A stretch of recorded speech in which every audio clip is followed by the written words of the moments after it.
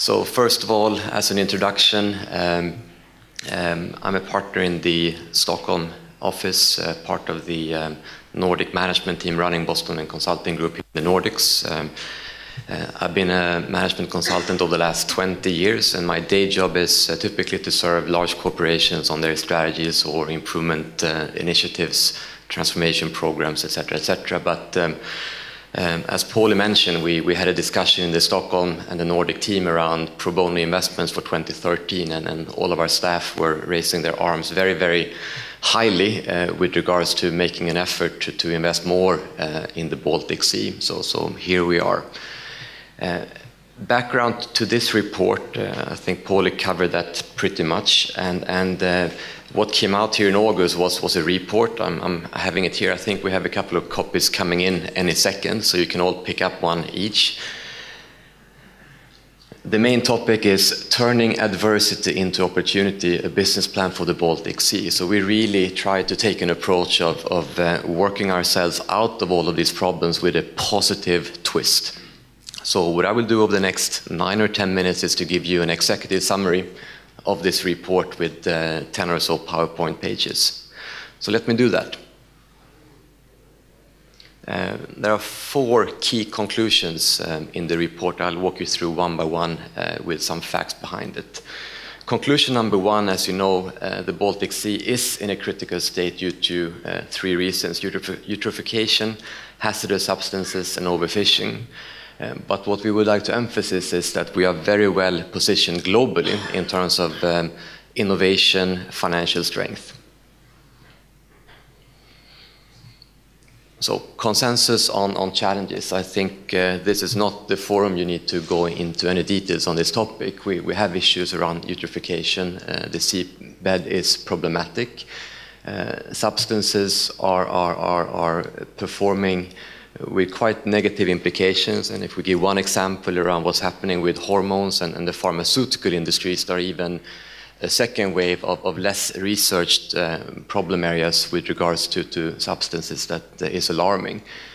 Overfishing is at a long-term low rate if we look at the current ratios of different fish species. So those are the 3 problem areas, and there is strong consensus around that. What we find is being quite interesting is if we look at what kind of assets do we have around the Baltic Sea, those 9 countries. And if we look at the y-axis and look at global innovation indexes, we see that as a group we are right up there in the center of being extremely innovation-driven, capable, engineering skills, etc., etc.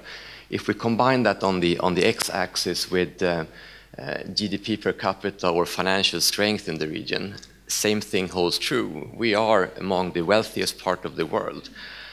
So if we combine the 2, we are northeast on the chart, and we should even take a global leadership role in terms of innovating where it matters the most for us. For example, Baltic Sea environmental problems. So that was section 1 delivered in 95 seconds.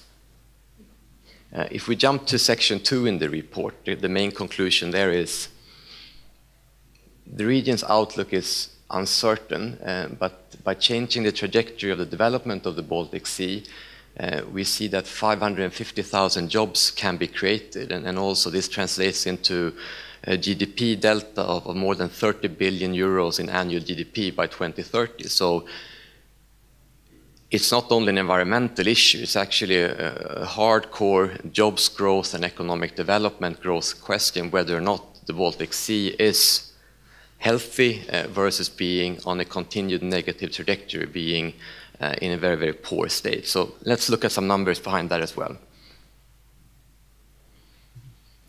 We studied 3 industries around for the 9 countries around the Baltic Sea. Tourism, agriculture, and commercial fishing.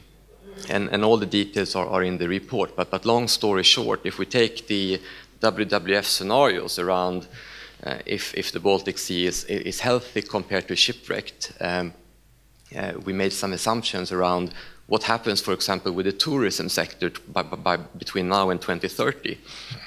And the delta that comes out in the report is we're talking about 550,000 jobs and a pretty substantial part of economic growth development. And if we stop at the jobs for a second and think about 550,000 jobs for the Baltic Sea countries, that translates to roughly 1 percentage point in unemployment. 1 percentage point in unemployment delta, whether or not we take care of the sea or we continue on a negative trajectory. So that was an important finding.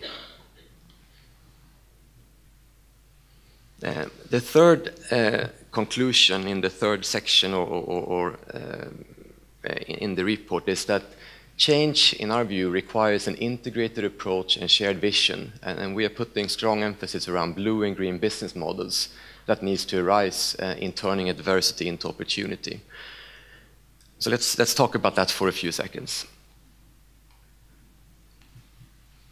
So, integrated Baltic Sea management. I think we heard a lot of these words in the plenary just a few minutes ago around the need for cross-governmental collaboration, cross-sectorial integration, a multi-industry approach, and also more strongly involve the private sector. And they're in line with the EU strategy around the Baltic Sea.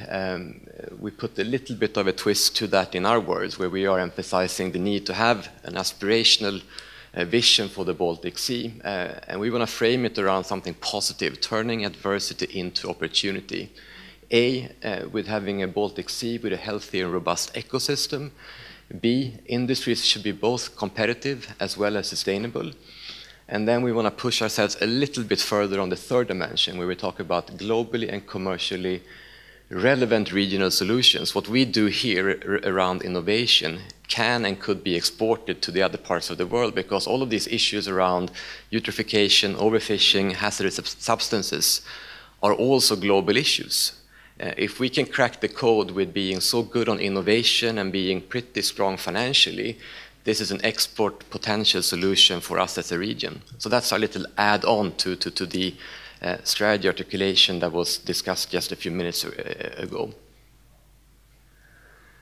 What we are really excited about is if we get this innovation going on these three key issues for the Baltic Sea. So within eutrophication, if you get entrepreneurs, large corporates, leading researchers, institutions, etc., behind innovation. If we look at eutrophication, hazardous substances, and overfishing, you can innovate like crazy. A few examples in the report we point to is around monitoring and optimization of for fertilizer use, technology and services for biofuel production, and the list goes on and on and on. And then if we can funnel more energy on innovation to actually solve these issues, we can also commercially make them successful in this region and eventually even export it. So this is the main thought around turning adversity into opportunity.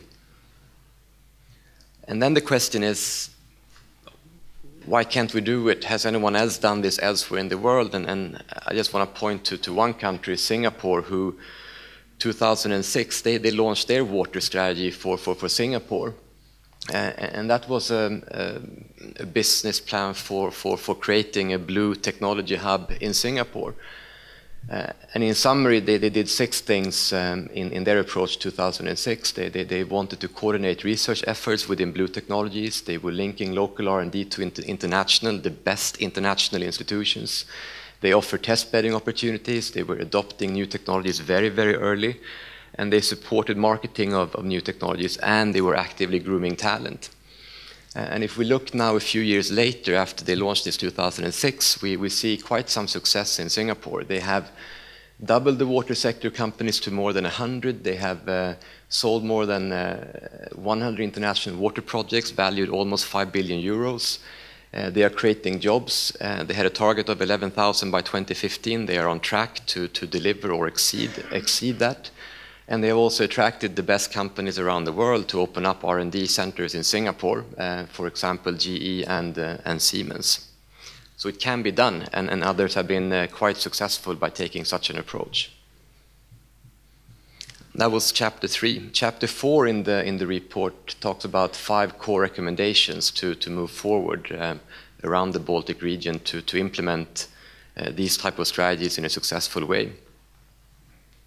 And we point on 5 of them. The first one, which I think has been discussed a lot over the last hours here in today's program, around focus on the most important initiatives. And I think if we talk to experts, if we do some analysis, it's pretty clear that within eutrophication, there are a couple of big flagship initiatives that have more impact than others.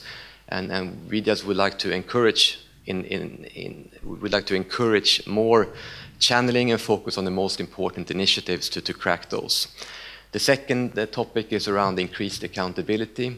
We saw WWF doing their scorecards quite often, and it's quite sad to see that there are so many kind of yellow and red colors being used on the scorecards. I'm used to at least see 75% green in my normal day job. I think we need to do better to deliver on what has been agreed on as decisions to move forward. The third recommendation is around being better at taking an integrated approach. And our report and the discussion today, I think, clearly points out that this is more than an environmental issue. We need to talk about the economic aspects, labor aspects, transportation aspects, security, energy aspects to actually look at the Baltic Sea. And we would like to marry the public and the private sector more closely. In incentives, we always believe in having the right commercial incentives in place and being closer to the source. And fifthly and finally, the big recommendation we want to leave the room with, and the report is filled with it, is around why don't we have an even higher aspiration when it comes to creating a blue and green technology hub around the Baltic Sea. We think that can not only crack the Baltic Sea issues, but it can also be a source of export services and export of innovation for us as Baltic countries around the sea. And you can do lots of stuff. We can learn from Singapore. We can look at investments. We can look at private-public partnerships. We can use public procurement in a clever way. And we can learn and create knowledge around this. So in short, that is a 10-minute executive summary of this report that we launched a couple of months back together with the Baltic Sea. So thank you for your attention.